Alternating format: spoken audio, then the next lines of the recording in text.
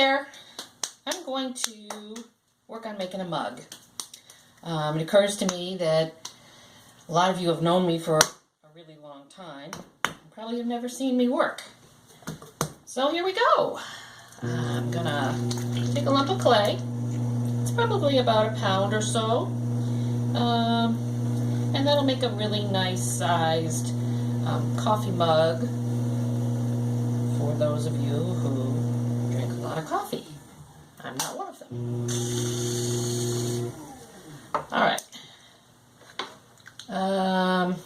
Basically I just started real quickly here centering the clay, which is making it all push to the middle, keeping it even so it doesn't wobble around, because if it wobbles around then your mug will wobble around and it won't be even. So here we go, opening up to make the bottom of the clay, or the bottom of the what will be the mug. And you can't really tell right now, I can from years of experience, how far down I am. You want to go within about 1/4 of an inch or so of the bottom of the lump of clay to form the bottom. You don't want it too thick, and you certainly don't want it too thin. If it's too thin, when you go to take it off the wheel, you just cut the bottom right off. Obviously, also from years of experience. So what I did there was I pulled the clay up the sides to form the sides of the mug. And now I'm giving it another pull, make it a little taller, a little thinner. You can see it wobble a little. You can straighten that out.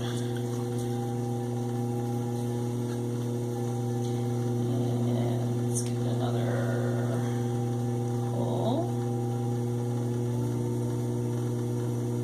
You can push it in and make it thinner. You can pull it out and make it wider. Do all kinds of stuff at this point in time.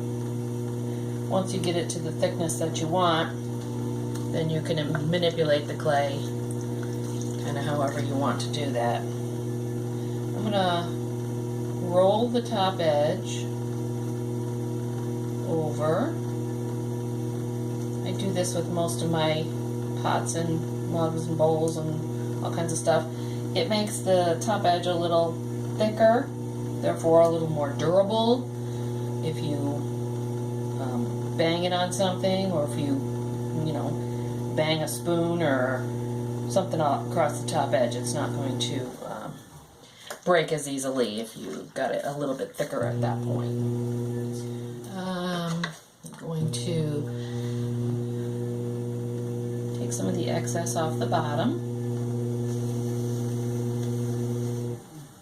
This will be trimmed later on after it dries up a little bit later this evening. So it's still not the finished product yet, and of course, being a mug, you're going to need to put a handle on it. That'll come later too. And just checking the shape of it. And smoothing the top edge. Nobody wants their lips on a mug that's lumpy and bumpy. Okay.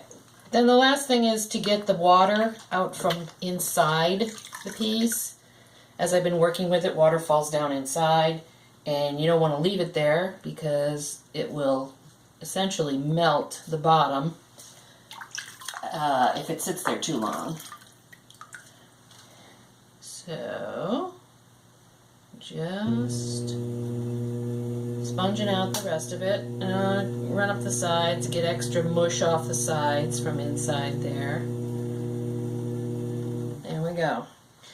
Okay, now I'm going to cut it off.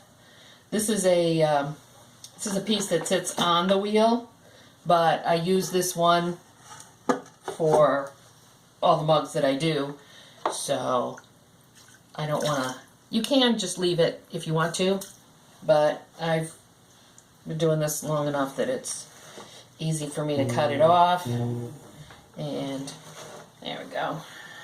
Get it from both sides, and then now that the water is underneath the piece, you can slide it. You just slide it over. You want to grab it at the very bottom and move it over to the board that you're gonna let it dry on. So that's about it. Thanks for watching. Bye.